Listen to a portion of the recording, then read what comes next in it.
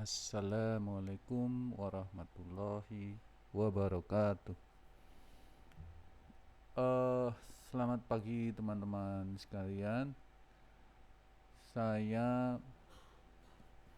mempunyai program pengendalian tenaga kerja menggunakan Google Sheet yang mudah-mudahan bisa bermanfaat untuk teman-teman dalam mengendalikan jumlah tenaga kerja.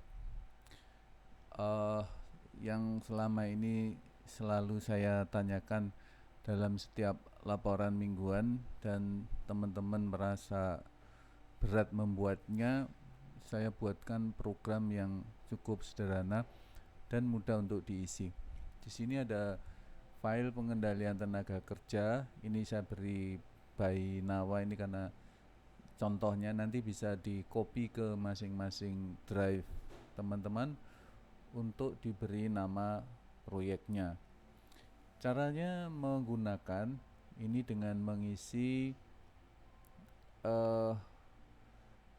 item pekerjaan yang akan kita kerjakan, kemudian harga satuan, kemudian volume pekerjaan, volume minggu lalu, kalau belum dimulai berarti 0, kemudian volume yang sudah diselesaikan dalam minggu ini, sehingga ada akumulasi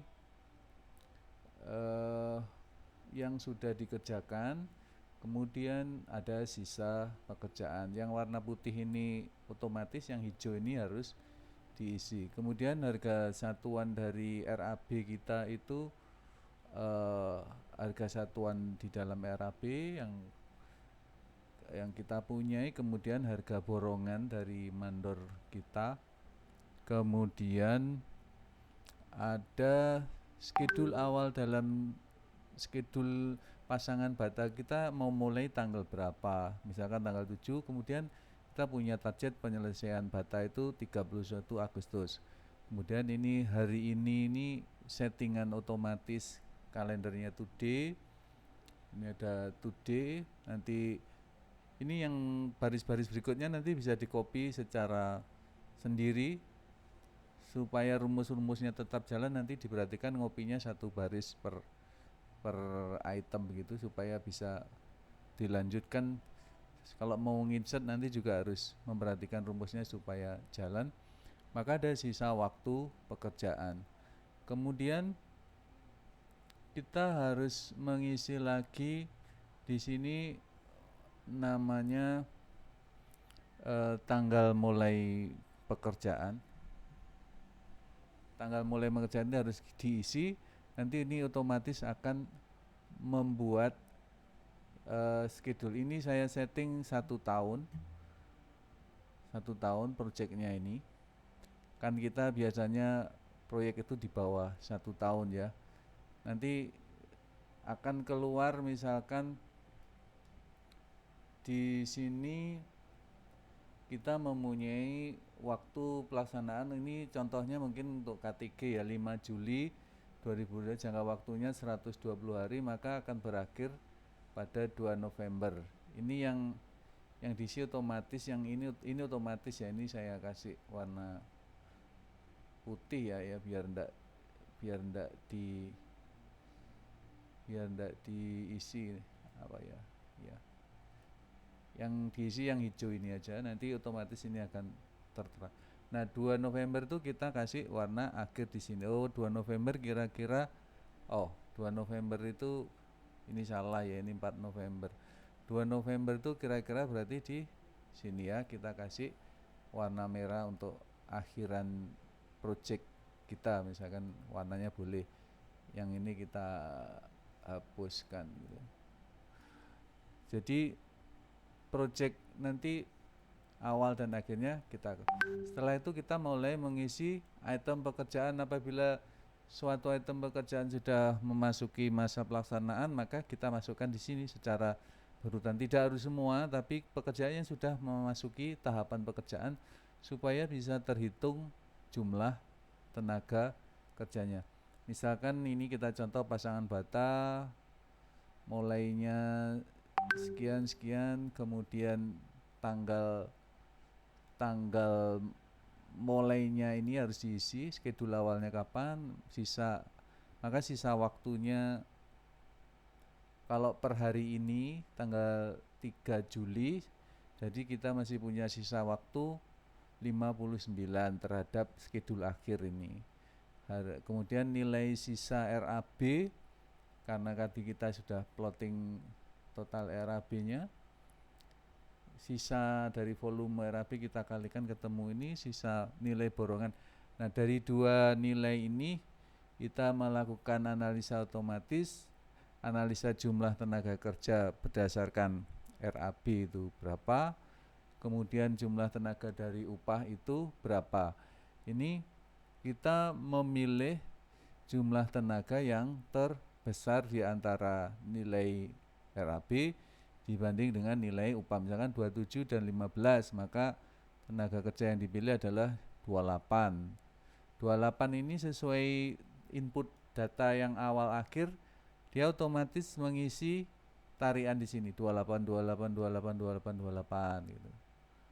Kemudian berikutnya plesteran bata. Misalkan dari isian itu sisa harinya 24, ada 2 RAB-nya sekian, ini dipilihlah yang terbesar dulu. Maka di sini otomatis 24 diplotting di sesuai schedule yang kita 24 24 24 24. Dan seterusnya misalkan acian beton dan sebagainya, di sini akan terplotting secara otomatis. Ini nanti dia otomatis. Setelah mengetahui jumlah-jumlah yang diperlukan, maka ini harus dijumlah ke bawah. Berarti saya minggu pertama ini harus 28, minggu kedua 87. Itu otomatis yang sudah selesai ya turun lagi 34, 18, 2 dan seterusnya. Ini ada yang melebihi schedule, ini berarti ini salah input, ini kelebihan, tidak boleh melebihi garis merah yang sudah kita jumlahnya. Otomatis kita memantau jumlah, berarti ancar-ancar tenaga kita ada di antara 67, 68, 84, 56 dan seterusnya. Jadi apabila jumlah tenaga kerja yang di lapangan kita itu lebih kecil, nanti di sini realisasinya diisikan di bawahnya, kemudian kekurangannya berapa. Misalkan realisasinya di sini 50 misalkan gitu. Maka di sini ini itu berarti kekurangannya ya ini dikurangi ini gini lah. Pas. Belum ada angkanya, misalkan ini 20, kekurangannya kekurangannya berarti dibalik ya. Ini dikurang ini. Pas. Sama dengan ini minus ini. Minus ini. Ya, kita copy. Ini untuk mengetahui ancar-ancar jumlah tenaganya, supaya kita bisa tahu. Misalkan ini 50, ini 70 lebih, berarti ini 60 misalkan, ini 90 dan seterusnya. Kita akan mengetahui akumulasi jumlah daripada seluruh kegiatan kita itu secara real time, terus kita pantau.